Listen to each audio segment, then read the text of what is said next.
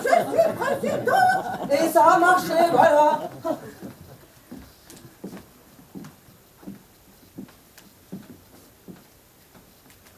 Doctoresse, doctoresse, donnez-moi de mes nouvelles.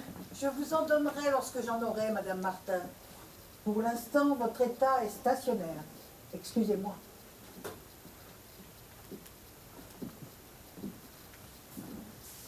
Stationnaire. Ça veut dire que je ne bouge pas, que je fais la planche lardée de tuyaux et de bip-bip, que je me maintiens dans le pire. Alors, courage. Regardez, moi, ça fait 6 mois, hein. 6 mois comme ça? Mais je ne tiendrai pas, il faudra qu'on me débranche. Je suis pas bonne à réfléchir. Il faut que j'ai les mains occupées, c'est ça qui me remplit le cerveau. Quand je ne fais rien, j'ai peur. Et vous avez peur de quoi? Je ne sais pas, je me sens coupable. Je me dis, est-ce que j'ai le droit de rester comme ça, à rien foutre? Vous ne vous aimez pas? Vous connaissez quelqu'un qui s'aime, vous? Non. Non, moi non plus. Marie, je suis sûr que vous avez donné beaucoup d'amour à vos filles. Naturellement. C'est dans la nature, ces choses-là. Et puis j'en aurais donné beaucoup plus d'amour s'il y avait eu plus de monde qui en avait voulu. Mais ça vient de moi aussi. Je suis meilleure avec les petits qu'avec les grands. Les petits bouts de choux roses, avec leurs bouches rigolardes et leurs yeux tout ronds qui vous dévorent d'amour. Ça, je sais comment faire, comment leur faire plaisir, leur donner des câlins, des bisous, tout ce qu'il faut. Avec les grands, je suis pétrifiée. Je sais plus. J'ai l'impression qu'ils vont se rendre compte. Se rendre compte de quoi? Que je suis pas bien intéressante. Et qui vous dit que vous n'êtes pas intéressante? Personne. Mais personne non plus ne m'a dit le contraire. Et c'est ça qui m'a le plus manqué. Une gentillesse par-ci, une gentillesse par-là. On peut pas dire que j'ai poussé au compliment. Oh non, non, non, non, faut absolument que j'arrête ça. Ils veulent vendre, ils veulent tout vendre. Et alors? Mais alors ils vont me faire perdre un argent fou. La bourse est au plus bas, le marché des prix. Il faut absolument que j'appelle ma banque. Il faut que j'appelle. J'exige de parler aux doctoresse, vous m'entendez? Oh. Marie, ce sont des pensées sublimes comme celle-ci que vous aimeriez avoir? Ce n'est pas parce que mon sang circule dans les veines de ces petits crétins snobs et prétentieux que je vais laisser dilapider mon capital. Bon, d'ailleurs. Qu'est-ce qui me prouve seulement qu'ils sont bien mes fils, hein? Attendez, ils sont cons, très cons? Ah oui. Alors ils sont de vous. Pardon. Ah, doctoresse, je viens de vous sonner. On ne me sonne pas, monsieur. Quoi? Enfin, j'exige Vous absolument... n'avez rien à exiger. Je vous parlerai lorsque votre tour sera venu. Égalité, cher président, égalité. Monsieur le Président, venez parmi nous. Nous nous demandions justement avec la voyante ce qui se passerait après la mort. Oui, surtout que monsieur le président, il connaît tout sur tout. Un crétin, mais un crétin exhaustif. D'accord, on vous a pas... J'avais donné d'éducation religieuse, on vous a jamais rien appris. Rien, non. Eh bien, après votre mort, vous monterez au ciel et là, vous serez jugé en fonction de vos mérites respectifs. Bon, un enfant, vous direz ça, enfin, mes petits-fils en tout cas. Et vous ne craignez pas ce moment-là? Je suis préparé. Vous avez la conscience sans tâche. Évidemment. Mais vos petites magouilles d'argent, président, vous ne craignez pas qu'au moment Oh, du mais jugement... ça, il faudrait l'éprouver, chère madame. Oh, mais je pense pas que le secret bancaire soit très bien respecté là-haut. 40 ans de fausses factures... Mais qu'a dit? Vous pardonnez, quoi. Il se pardonne. Il me pardonne. Qu'est-ce qui se passe? Un ami va partir. Mais dans quel sens? Vers le haut ou vers le bas? Oh, mais ça, on ne le sait qu'au dernier moment, hein, dans l'ascenseur. Madame Martin, je suis désolée. C'est mon tour? Oui, C'est une bonne nouvelle, j'espère. je ne peux rien vous dire. Pas de nouvelles. Bonne nouvelle, comme on dit, hein? On va vous conduire à l'ascenseur. Oui. faut m'aider parce que j'ai le cœur fragile. C'est drôle, n'est-ce pas, d'avoir le cœur si fatigué. C'est la seule chose dont je ne me sois jamais vraiment servie. Allons, ne craignez rien. Dans mon cas, c'est pas fatigué qu'il faudrait dire. C'est rouillé.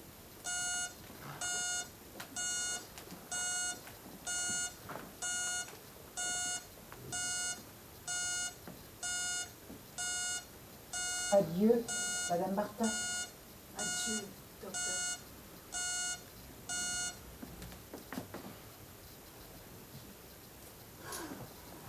Oh mon Dieu.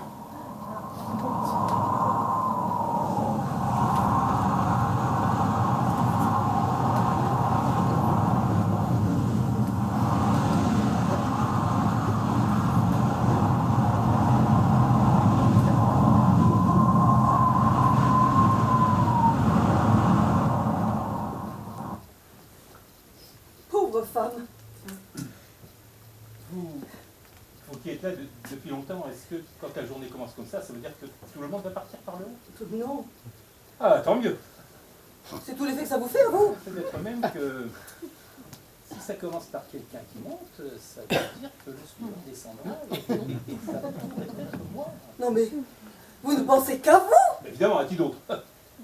Monsieur, j'ai trouvé l'homme qui s'aime. Je ne tiendrai pas ici. Je ne pourrai pas tenir ici. Quelqu'un arrive. J'ai peur. À nouveau. Quelle chance. Restez ici. Je vais chercher son dossier.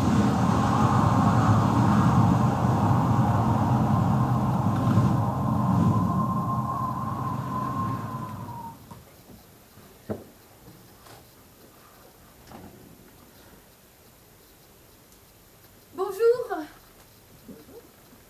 Bonjour. N'ayez pas peur. Mais pourquoi voulez-vous que je peur? Je vous présente Julien. Le président... Delbecq.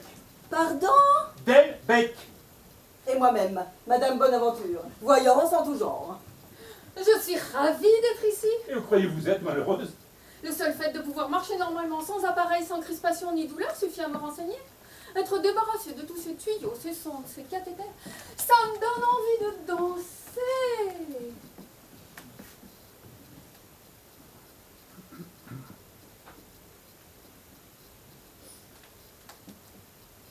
Vous êtes gravement malade? La santé n'est pas mon fort. Bonjour, Laura. Comment vous vous connaissez? Doctoresse, Laura a déjà fait un séjour ici. la première fois quand j'ai perdu connaissance, je quittais mon corps. J'étais légère, attirée vers une lumière que je distinguais mal. Oui. Ça n'avait été qu'un profond évanouissement. La deuxième fois, je passais 3 jours ici. Cette fois-ci, Nous verrons. Donc vous êtes gravement malade. la santé n'est pas mon fort. Laura, s'il vous plaît, pouvons-nous aller dans votre chambre? Non, Je dois vous dire des choses très confidentielles.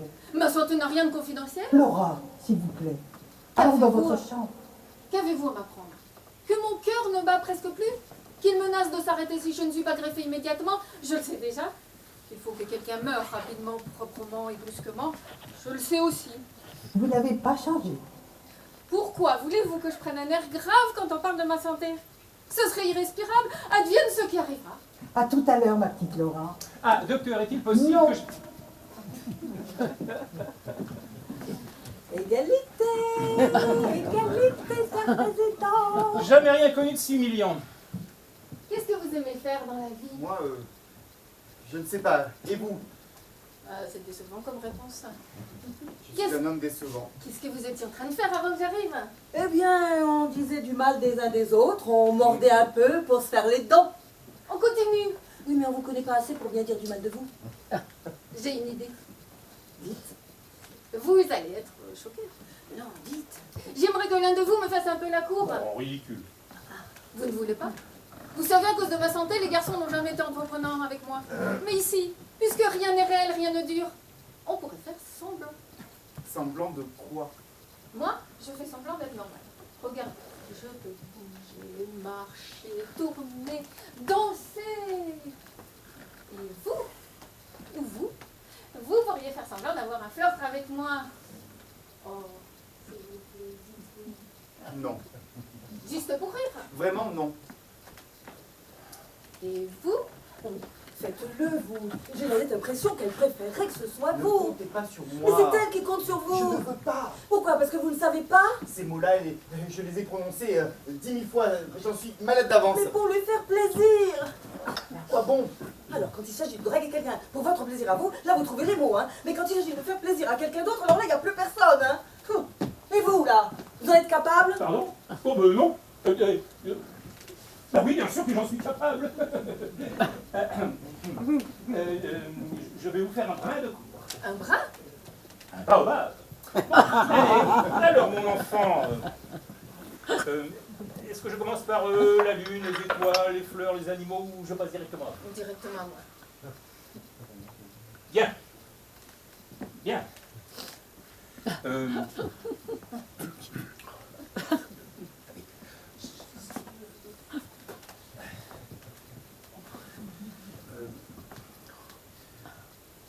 Oui.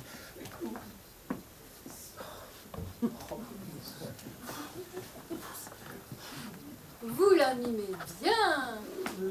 Quoi? La gêne. Ah, mais je ne fais pas semblant. Oui, Non, mais je ne fais pas semblant. pour moi c'est totalement grisant, vous savez, c'est la première fois. Oui, mais c'est... Encore. Ah bon, alors, vous êtes très jolie, mademoiselle. Oh, mais vous aussi, vous êtes très jolie. Mais vous avez rien d'autre à faire ailleurs? Vous l'animez bien aussi. De quoi donc? La bêtise, un dieu bête quand on est amoureux.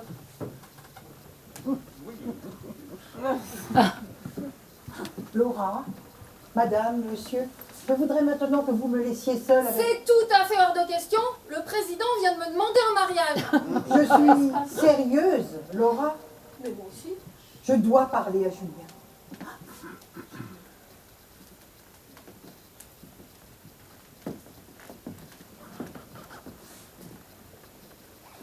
Vous avez bien fait de refuser ce jeu. Sur Terre, je serais sans doute tombée folle amoureuse de vous. Julien, vous venez d'entrer en salle d'opération. L'équipe détecte plusieurs hémorragies internes. Je vais m'en remettre. Ils font tout pour nous passer un moment très difficile. C'est tout? C'est assez, non?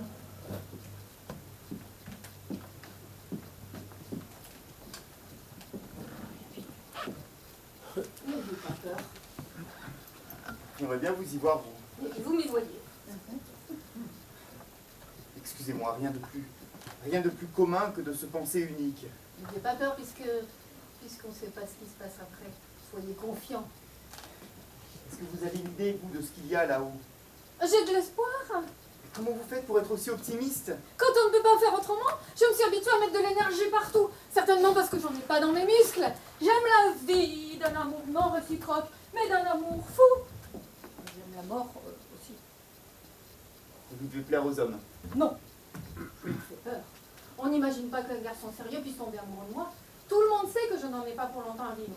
Tout le monde sait que je ne peux pas porter un enfant ni même le mettre au monde. Sur Terre, je suis un simulacre de femme, un fantôme. Là-bas, ils font comme s'ils étaient immortels. Ils n'aiment pas, ils investissent. Et moi, je ne vous crois pas. Julien, c'est votre tour. Moi? Allez vers l'ascenseur.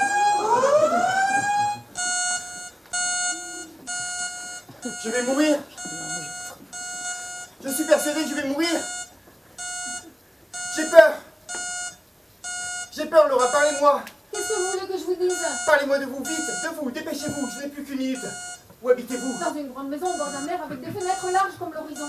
Et puis, il y a une plage. Oui, longue, blanche et bleue. J'adore qu'on me promène longuement sur l'allée de la plage. Et puis, qu'aimez-vous faire? Lire, rêver, écouter de la musique. En écoutant de la musique, écouter le silence autour. Et puis, Lire voracement pour vivre toutes les vies que je ne vivrai pas. et puis, Et puis, il me semble que j'aimerais être amoureuse. moi aussi. Laura, vous êtes très belle. Pourquoi me dites-vous cela? Parce que je le pense, depuis que je vous ai vu. Mais je m'étais pas donné la peine de vous le dire. Lorsque les portes de l'ascenseur vous ont laissé apparaître, je vous ai trouvée étonnante, magnifique. J'ai pensé, je ne suis pas beau, mais quelle importance puisqu'elle est belle pour deux. Taisez-vous. Et puis, je vous ai écouté tenir tête aux doctoresse. On aurait dit une figure de proue qui souriante affronter la tempête, les embruns, l'écume. J'ai pensé, je ne suis pas courageux, mais quelle importance puisqu'elle est brave pour deux. Taisez-vous. Et quand j'ai senti toute cette force, j'ai senti aussi la tension de la force. Cette force qui peut se rompre à tout moment. J'ai pensé que peut-être vous aviez besoin d'une main. Dans une autre vie que je ne raterai pas, j'aurai 2 mains à votre service. Voilà ce que je ne vous ai pas dit tout à l'heure. Et à l'instant même, il y a encore des choses que je ne vous dis pas. Que j'aimerais être avec vous dans la grande maison, au bord de la plage. Écouter avec vous la musique et les silences. Et vous faire lire un peu moins pour vous faire vivre un peu plus. Taisez-vous. Parce que là, soudain, en face de vous, je me sens pris d'une fièvre. Une fièvre fulgurante, une fièvre qui me donne de l'air, de l'enthousiasme, de l'appétit, une fièvre à soulever la terre, à vous rendre vos jambes, à vous broyer entre mes bras, à faire sonner pleine toutes les heures, à écarter la mort, à... C'est étrange. Je n'ai presque plus peur.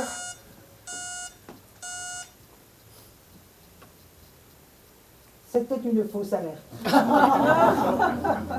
Votre heure n'est pas encore venue. Ce sont des choses qui arrivent parfois, rarement. Un incident a dû se produire pendant votre opération. Je vous laisse. Je suis désolée de ce malentendu.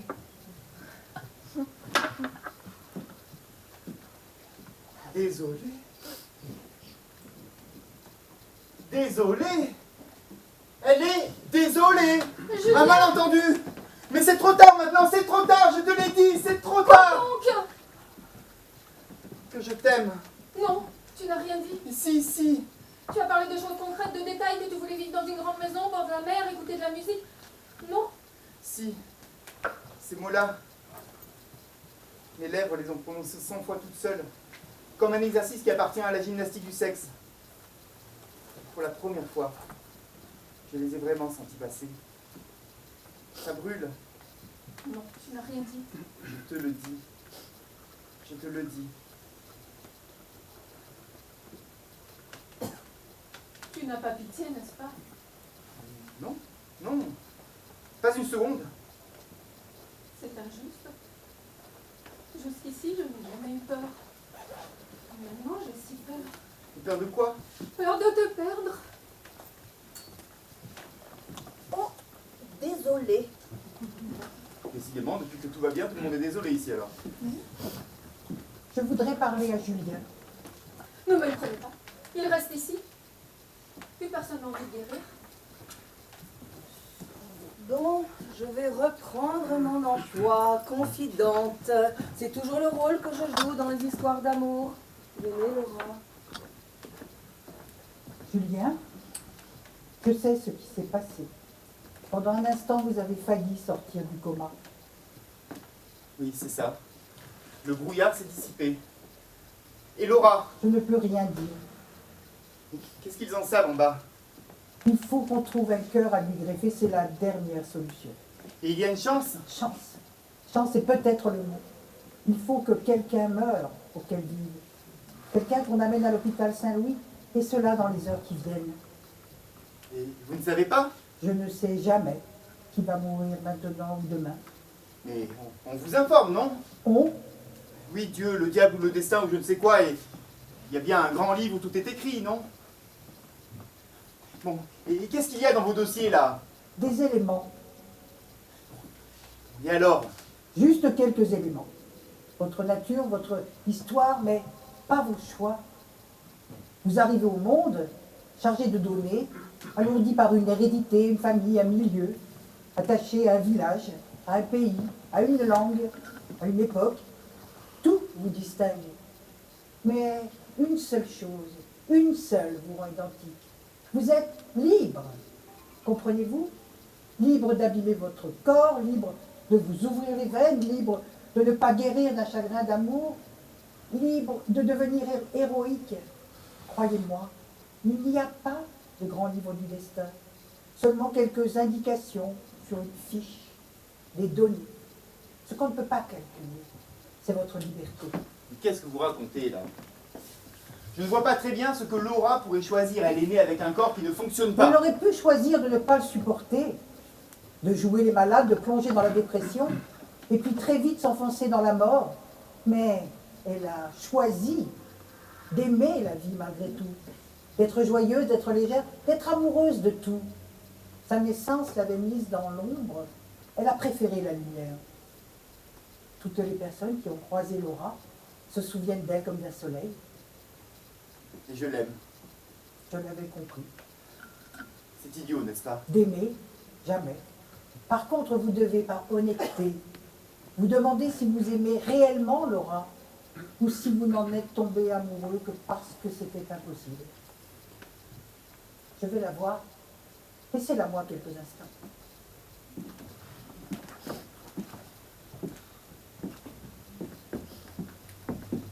Naturellement, le doctoresse s'en va lorsque j'arrive. Je me demande si je ne me suis pas totalement trompé. Ouais, moi aussi. On parle, on croit distribuer les bonnes cartes et on se reçoit brutalement le jeu en pleine figure. Ouais. J'ai fait fausse route. Comment? Vous aussi? Décidément, une épidémie de remise en question contamine cet hôtel. Oh, mon cher ami, seuls les crétins ne changent jamais d'avis, croyez-moi, j'en ai bien connu. Hein. Ah, ça, je n'en doute pas. Non, je n'aurais jamais dû déclarer au doctoresse que je faisais partie du Panthers Club. Elle a dû vouloir y entrer un jour ou l'autre, et mes collègues n'ont certainement pas apprécié ce petit professeur de clinique devant lui. Je le vois bien. Il me fait payer son échec. Donc, président, pensez-vous que quelqu'un se soucie du Panthers Club ici? Bah, évidemment. Je ne connais personne qui un jour ou l'autre n'a pas fait des pieds et des mains pour rentrer au Panthers Club.